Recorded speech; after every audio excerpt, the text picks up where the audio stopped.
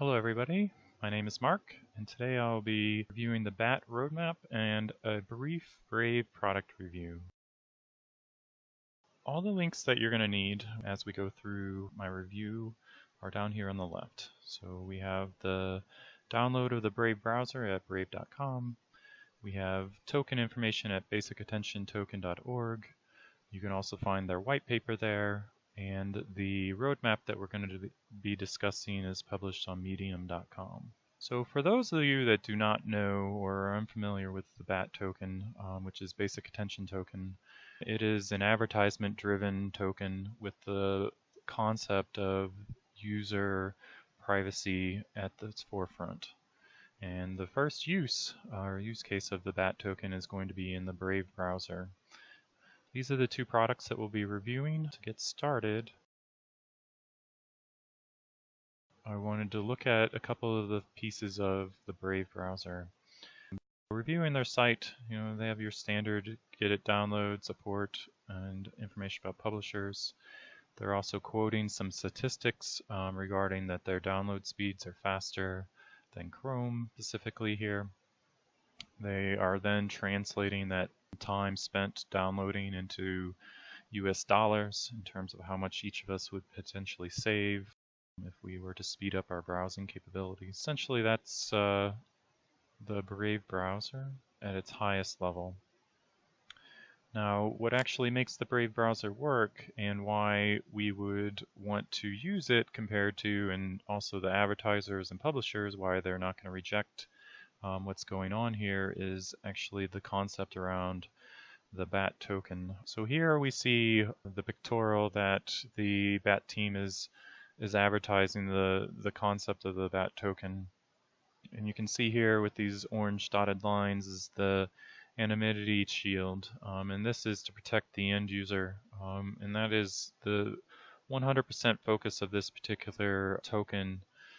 Is to protect the end user, but to still service the advertisers as well as the publishers in this process.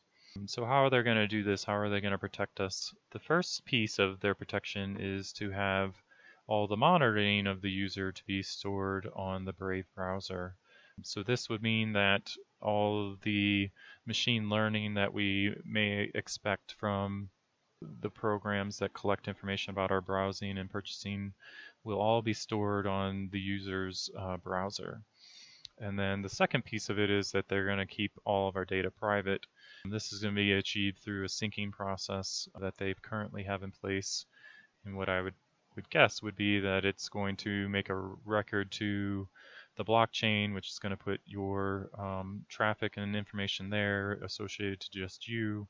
And then the machine learning will continuously learn about your patterns and then send specific pieces of that information back to a central place in order to service our advertisers, who they are saying, the big selling point obviously will first be the number of users and publishers that are using the system, but the second highest selling point for the advertisers, I believe, would be that they will actually be able to get targeted ads to us, to people that actually are interested in the services that they are providing. And then from a publisher's standpoint, they recognize that this model could break previous models of publishers receiving advertisement dollars. So they wanted to reward these publishers through a system of this token framework as well. And we'll try to get into a little bit of that as best as we can. So the roadmap can be found on medium.com, as we had mentioned earlier. And I do not plan on going through the whole roadmap, but first thing to note is that this roadmap was written by Brandon Eich. Brandon Eich, as you can see here, is associated with Mozilla, Netscape, JavaScript, you name it, anything in the last 20 years. Brandon Eich probably has had his fingers touching it some way, somehow. So since I'm not going to deep dive into everything, the first stop I wanted to make was here in his approach section. The first thing is to recruit and retain Ethereum machine learning technologists, which says a lot that its first thought on his mind is to hire a team of superstars. And you can definitely see that they're very active in the search. I've seen a couple of posts on Twitter where they're looking for these engineers. I've also seen a document or an article talking about how Brave has raised all this funding, but they'll still have the same type of bottlenecks of finding good resources as the rest of the blockchain industry will. So I would definitely recommend, if you have the skill set, to check out their openings. I think this is an amazing project. The second piece of his approach is to expand the adoption of the Brave platform. And they are going to do this mostly through organic growth, in the fact that they want us as publishers or us as content creators to integrate the BAT framework or platform into our newly defined systems or platforms that we ourselves are building. This will be a new way of making sure that the BAT token lives on beyond the Brave browser. It will have multiple revenue streams in order to get users eyeballs in and looking at the ads versus the content providers that are getting paid for the ads being serviced on their pages. It was certainly a good thought for the second piece of his approach as well. The third piece of the approach is talking about a level of seed funding, and this is an awesome idea. I think they are going to create community programs where the community can help make the decision on who is going to receive seed funding. It encourages organic growth through development teams to seek out these seed funds in order to build one of their pet projects. So awesome way to also get the word out about the BAT platform. I think this is going to be exciting piece as they start offering and developing these funds and the mechanisms in order for us as the community to help select the programs and the efforts that are going to be built with these funds. And then the final piece of his approach, in order to allow for BAT to be adopted quicker, is to pay folks.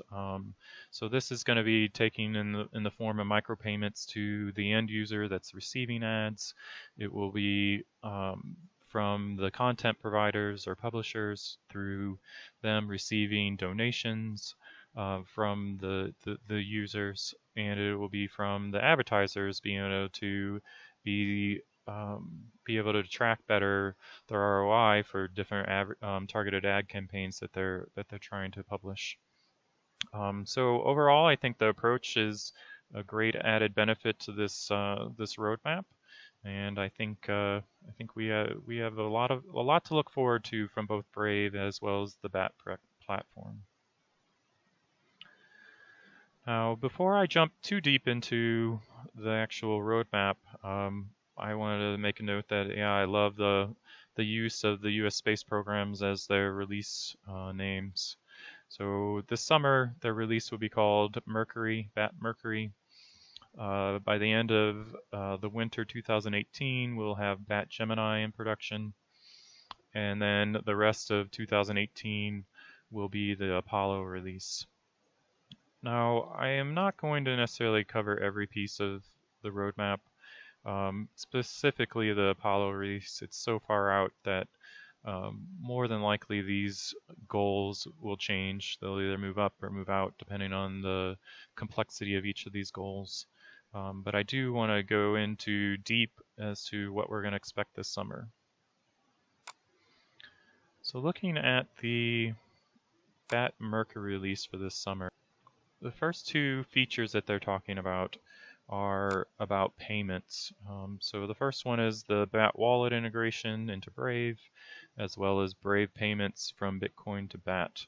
And well, you're going to find this this content is going to be in the preferences section of the browser under payments. Here is the page that we're going to see, where this is kind of where you're going to be controlling your donations. You'll be, right now it's tracking the percent of times that I went to each of these pages, and in the future I would assume that if my monthly budget is $5, that it's going to share it accordingly to all of these websites that I have listed here. It's got a lot of control where I can include or exclude each of them individually. It also has a global include or auto include. But that doesn't really describe what these two features are talking about.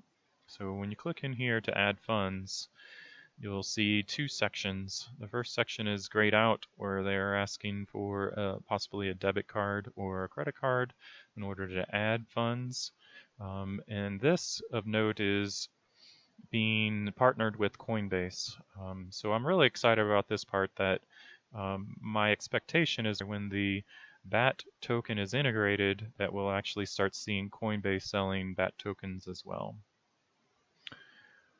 And then the following next section is where you're going to also see change, is that right now this appears to be a Bitcoin wallet address, and you'll be sending to a Bitcoin address.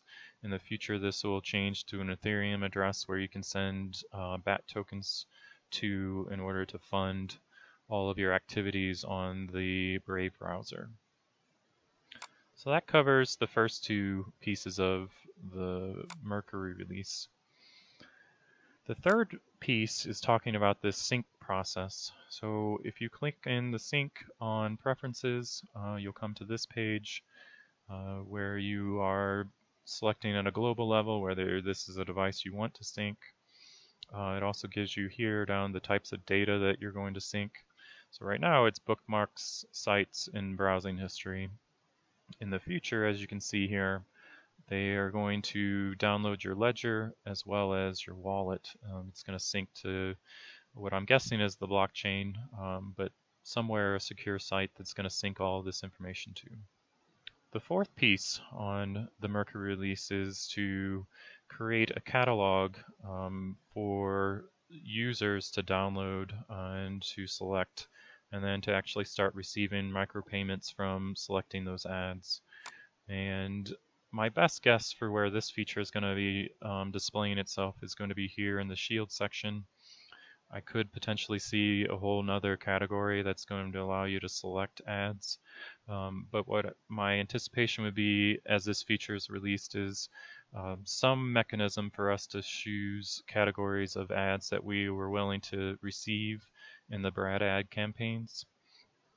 This could be divided by lifestyle, by brands, any normal number of ways to categorize our interests. I would imagine they're going to give us multiple ways to choose and what kind of ads we are willing to observe. But the key note there is that you'll start receiving micro-BAT payments for this revenue once that feature becomes available. So I'm going to imagine you need to have Brave ads on and then to have selected some number of category options in order to start receiving those tokens, those micro-BAT tokens. The fifth piece, I think, is one of the most interesting for this release, is the machine learning models that are going to be kept on side of our browsers. If you remember in our earlier discussion that this was how they were going to keep us safe from prying eyes and people owning our data of how we surf or how we purchase items. So this will be the real exciting part for user privacy, to see how this is implemented, to see the success of this machine learning model. I'm very excited to see this being released and understand in greater detail on how they'll actually implement this piece. The next piece is talking about user private ad slots. So what I'm anticipating here is that in today's browsing, we have quite a few ad type slots. We have the background ad, we have the top scrolling ads, we have JavaScript pop-up ads, you name it. There's millions of ways that people are trying to get our attention on through our browsing activities. It's going to be defining a number of form factors that work best with the Brave browser and how to swap them in and out while we surf normally. Second to last piece, this basic attention metric system. This is where I believe the BAT system and the Brave browser are going to actually make the money and to make due on their promises. And so what I'm anticipating with this BAT attention metric is this is how they'll be able to sell advertisements to the advertisers. This will be the standard metrics that I would expect an advertisement team would be asking for in order to make advertising decisions. So this, I think, is one of the biggest pieces coming out of this release, is the start of this basic attention metric, how they're going to take our browsing history and compile it on the browser side, and then to shift the actual results of that machine learning to this basic attention metric system, and then do some additional data mining in order to calculate what the information is that the advertisers are looking for. Yeah, this is going to be one of the better pieces coming out of the summer. And then the final piece on the roadmap for the summer is this Ionize ZKP. This is a system. When I did some research, it's currently associated to a system that does anonymous surveys. They are going to integrate that same protocol that the survey company is using in order to make sure that we're anonymous into the Brave browser, to make sure that all of our activities are anonymous, from browser app to the blockchain to the sites that are serving us. That's what I would anticipate here, is further building of that privatization of the Brave browser. And that does it for the Mercury release. The second release, which is coming from fall 2017 to winter 2018, is the Bat Gemini release. Now this release doesn't have as much to show in the browser, so we'll just expand everything to do with this particular release. The first bit for this release and the feature-wise is the audit, the anti-fraud pieces for KYC. This is going to protect us to make sure there's not bad players on the system trying to extract all the BAT tokens, either through browser farms or some other way that somebody's going to be able to look at and exploit ways to get more BAT off the system than was intended. So this is really to protect us from bad players. The user growth pool grants users who opt into the new model. This pool, I'm guessing, is going to be, maybe gets refunded every once in a while, but what I would expect is new users and early adopters they're going to have a pool of money in order to provide the early adopters and the people that are very active in pushing the adoption of the browser will get a larger fund of BAT tokens at that time. Then again, the word grants, that could also deal with the seed funding that we talked about in the approach. So I could see this being used in both those ways, to encourage user growth as well as to encourage the publisher adoption. That's what I would anticipate from these UGPs. The next two bullet points are further continuation of the Mercury release and the machine learning, as well as the ad catalogs that we're going to see on Brave browser. And then we're going to have a Ledger Ethereum attested dashboard analytics for publishers.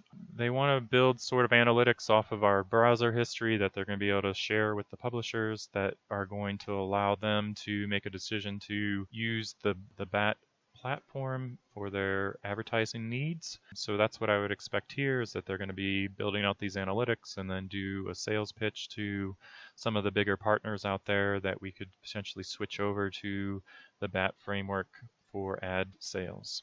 Then we have the user private ad trials with a particular agency, and then demand side and lead gen partners. I believe this is going to be partnership with an agency that's going to review the models that they had selected before, review the results that they've been collecting, and then further enhance those ad models through trials and getting feedback from both the ad agencies as well as end users. The second to last piece is that they're looking to partner with a publisher so that they can control the inventory system or develop an inventory system.